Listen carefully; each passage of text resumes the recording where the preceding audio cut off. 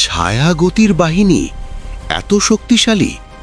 Flash আর Aquaman দুজনকেই ধাক্কা দিয়ে পিছনে ঠেলে দিচ্ছে। এই যুদ্ধ এখন আর সাধারণ না। অ্যাকোয়াম্যান শক্তি জমিয়ে তুলে, দেখো তার জলঘূর্ণি পুরো সেনাবাহিনীকে উড়িয়ে দিচ্ছে, কিন্তু শত্রুর সংখ্যা অসীম। হঠাৎ লাল কালো বজ্রফোঁটার ভিতর থেকে ডার্ক ফ্ল্যাশ। তার চোখে আগুন, মুখে দানবীয় হাসি। সে সরাসরি ফ্ল্যাশকে ধরে আছাড় মারল। ফ্ল্যাশ পড়ে গেল সময়ের সাদা শূন্যে। সেইখানেই সে দেখল ভবিষ্যৎ ফ্ল্যাশকে, বয়সে বড় কিন্তু শক্তিতে দেবতার মতো।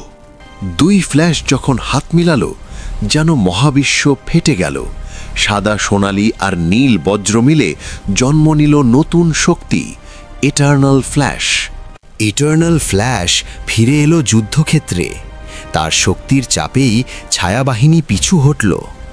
ডার্ক ফ্ল্যাশ স্তব্ধ হয়ে তাকিয়ে আছে।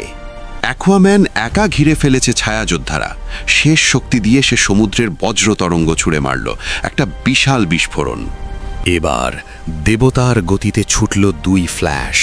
সাদা সোনালি আর রক্তলাল বজ্রের সংঘর্ষে ভেঙে যাচ্ছে বাস্তবতার দেয়াল।